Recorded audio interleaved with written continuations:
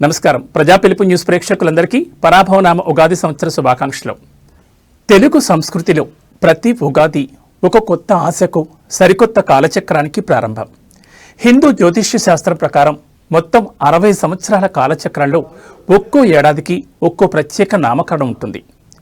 ఈ క్రమంలో 2026 మార్చి 19న మనం జరుపుకోబోయే ఉగాదికి పరాభవ నామ సంవత్సరం అని పేరు. సాధారణంగా పరాభవం అంటే అవమానం లేదా ఓటమి అనే అర్థం స్ఫురించడంతో చాలా మందిలో కొంత ఆందోళన నెలకొంటుంది. అయితే ఆధ్యాత్మిక మరియు శాస్త్ర కోణంలో ఈ పేరు వెనుక ఉన్న లోతైన అంతరార్థం భిన్నంగా ఉంటుంది. గత ఏడాది విశ్వావసు సంవత్సరాన్ని పూర్తి చేసుకుని మనం 60 ఏళ్ల వరుసలో 40వదైన పరాభవ సంవత్సరంలోకి అడుగు పెడుతున్నాం. సంస్కృత ధాతువుల ప్రకారం పరిశీలిస్తే భవ అంటే పుట్టుక లేదా సంపద అని అర్థం. అంటే మనలోని అజ్ఞానాన్ని, అహంకారాన్ని మరియు గతంలోని లోపాలను పరాజయం పాడు చేసి కొత్త జ్ఞానాన్ని, ఉన్నతమైన జీవన స్థితిని పొందడమే ఈ ఏడాది అసలు ఉద్దేశం. మనలోని దుర్గుణాలను జయించి సుగుణాలను పెంపొందించుకోవడానికి ఇది ఒక చక్కని సమయమని పండితులు వివరిస్తున్నారు. ఉగాది పచ్చడిని ఒక్కో చోట ఒక్కో విధంగా తయారు చేస్తుంటారు. కానీ ఎక్కడి వాళ్ళైనా సరే అందులో తీపి, పులుపు, ఉప్పు, కారం, చేదు, వగరు అనే 6 రుచులను తప్పకుండా ఉండేలా చూస్తారు. ఈ పచ్చడి కోసం చెరకు, అరటిపళ్ళు, మామిడికాయలు, వేప పువ్వు, చింతపండు, జామకాయలు, బెల్లం, జీలకర్ర, మిరపకాయ వంటివి వాడుతుంటారు. ఇన్ని కలిపి చేసిన ఉగాది పచ్చడిని ఒక మహా ఔషధమని అంటారు పెద్దలు.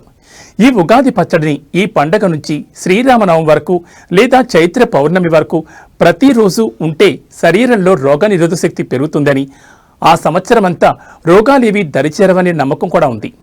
ఆయుర్వేద శాస్త్రం ప్రకారం ఉగాది పచ్చడిని నింబకుసుమ భక్షణం, అశోక కలికా ప్రాసనం అంటారు.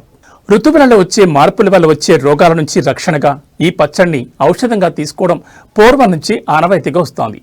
పచ్చడిలో ఉండే వేప పువ్వు కడుపులో ఉన్న నులిపురుగులను చంపేస్తుంది. వేపగాలి ఆటలమ్మ, అమ్మోరు వంటి అంటురోగాలను దగ్గరికి రానివ్వకుండా కాపాడుతుంది. మామిడి యాంటీవైరల్ లక్షణాలు కలిగి ఉంది. మిరియాలు దగ్గు, జలుబు, పైత్యాలను అదుపులో ఉంచుతాయి. బెల్లం రక్తాన్ని శుద్ధి చేస్తుంది. చింతపండు మలబద్ధకాన్ని, నీరసాన్ని తగ్గిస్తుంది. ఉప్పు ఎండాకాలంలో వచ్చే హైడ్రేషన్ని తగ్గిస్తుంది. సంవత్సరం అంతా ఎదురయ్యే మంచి చెడులను, కష్టసుఖాలను సమానంగా తీసుకోవాలనే సందేశాన్ని కూడా ఉగాది పచ్చడిస్తోంది.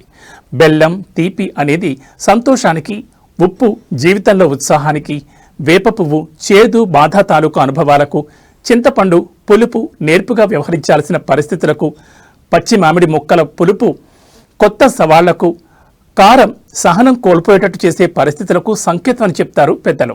ఇక ఉగాది రోజున అత్యంత ప్రధానమైన ఘట్టం పంచాంగ శ్రవణం. తిథి, వార, నక్షత్ర, యోగ, కరణాలు కలిసిన పంచాంగాన్ని వినడం వల్ల శుభం కలుగుతుందని భక్తుల నమ్మకం. ఈ ఆదాయం ఎంత, వ్యయం ఎంత, రాజ్యపుణ్యం ఎలా ఉంది, అవమానం ఎక్కడి వరకు ఉంది, ఇలాంటి వివరాలతో జ్యోతిష పండితులు అందించే విశ్లేషణను ప్రజలు ఎంతో ఆసక్తిగా ఉంటారు.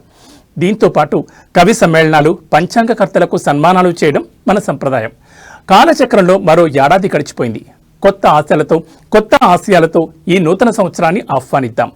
క్రోధన నామ సంవత్సరం మీ అందరి జీవితాల్లో సుఖశాంతులు నింపాలని మనస్ఫూర్తిగా కోరుకుంటూ అందరికీ ఉగాది శుభాకాంక్షలు.